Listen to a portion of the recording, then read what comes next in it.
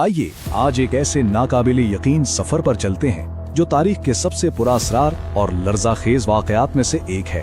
ये कहानी है तमीम दारी की, एक ईसाई मल्लाह की, जिसे एक तूफानी समंदर एक ऐसे जजीरे पर ले गया जहां उसका सामना एक ऐसी हकीकत से हुआ जो आने वाले जमानों के लिए एक बहुत बड़ी वार्निंग है। ये अकीदे और हिम्मत की एक जबरदस्त दास्तान है।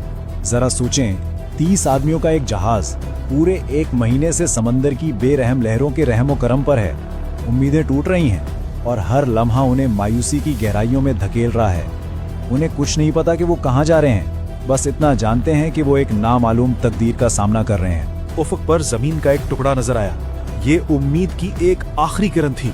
उन्होंने अपनी बची खुची हिम्मत इकट्ठी की और छोटी कश्तियों में सवार होकर इस पुरअसरार साहिल की तरफ बढ़ने लगे। जमीन पर कदम रखने का जो सुकून था ना, वो बस पल भर का था।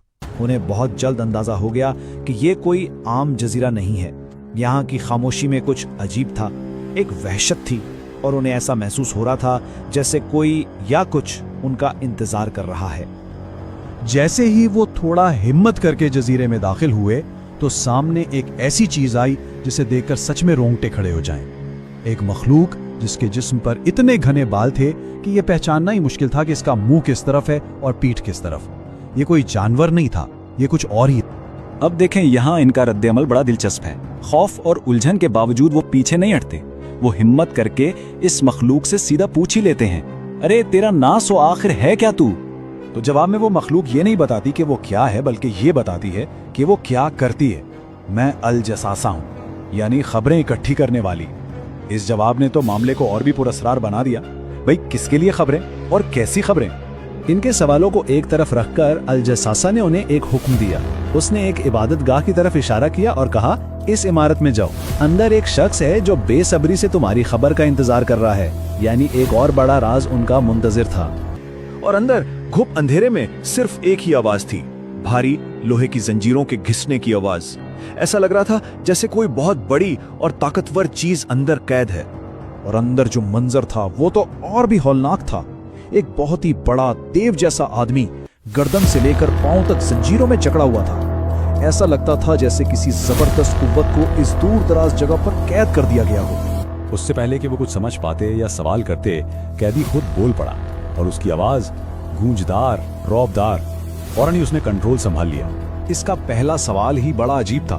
उसने पूछा, मुझे बेसान के खजूरों के बारे में बताओ, क्या उन पर अब भी फल आते हैं? ये बेसान एक ऐसी जगह थी जो अपनी जरखेजी के लिए मशहूर थी, और यहीं से ना इनकी बातचीत का एक खौफनाक पैटर्न शुरू होता है। वो एक सीधी सी हकीकत बताते और जवाब में एक खौलनाक पेशन गोई मिलती। जब अमले ने बताया कि हाँ, दरख्तों पर तो खूब फल आते हैं, तो कैदी ने कहा, लेकिन बहुत जल्द वो फल देना बंद कर देंगे। चलें अब इसके अगले सवाल पर आते हैं। एक बार फिर जिंदगी के एक और अहम जरिए के बारे में, बहरे तबेरिया यानी सी ऑफ गैलिली। उसने पूछा, इस झील में अब भी पानी है क्या? अमले ने बताया कि हाँ भाई, झील तो पानी से भरी पड़ी है। लेकिन कैदी ने फिर उसी ठंडे यकीनी लहजे में कहा, याद रखना, बहुत जल्द इसका पानी सूख जाएगा। हर जवाब के साथ एक नया खतरा जुड़ता जा रहा था। और फिर कैदी का आखिरी सवाल ये जोग्राफिया के बारे में नहीं था, बल्कि उस दौर के सबसे बड़े वाक़े के बारे में था। उसने पूछा, अच्छा अब मुझे उस नबी उम्मी सल्लल्लाहु अलैहि वसल्लम के बारे में बताओ, उसने क्या किया है?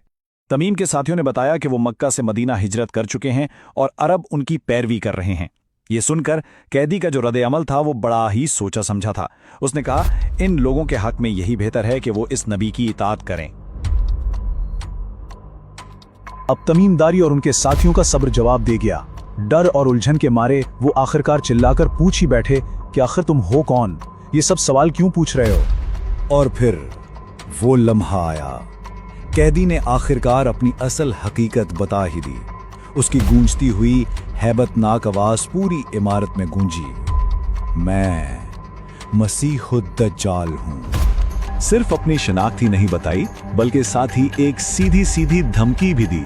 उसने साफ साफ बता दिया कि उसे जल्द ही निकलने की इजाजत मिलने वाली है, और जब वो आजाद होगा तो पूरी जमीन पर फसाद फैलाएगा और कोई बस्ती उससे महफूज नहीं रह पाएगी। ये सुनना था कि उन लोगों के तो होश उड़ गए।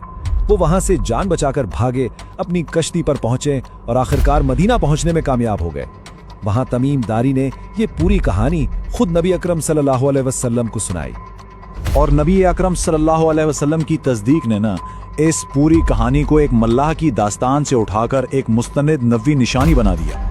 आप सल्लल्लाहु अलैहि वसल्लम ने सहाबा को जमा किया और फरमाया, अल्लाह की कसम, तमीम की कहानी बिल्कुल वही है जो मैं तुम सबको दज्जाल के बारे में बताता रहा हूँ।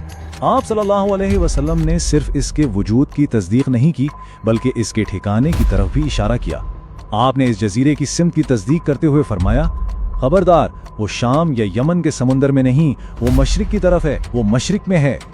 तो ये पूरा वाकया हमें एक बहुत अहम सोच पर लाके छोड़ देता है। ये सिर्फ तारीख का कोई किस्सा नहीं, ये एक वार्निंग है जो आज भी उतनी ही जिंदा है। दज्जाल तो दरियाफ्त हो चुका है, तो असल सवाल ये नहीं कि वो कब आएगा, असल सवाल तो ये है कि क्या हम उसके फितने का मुकाबला करने के लिए तैयार हैं।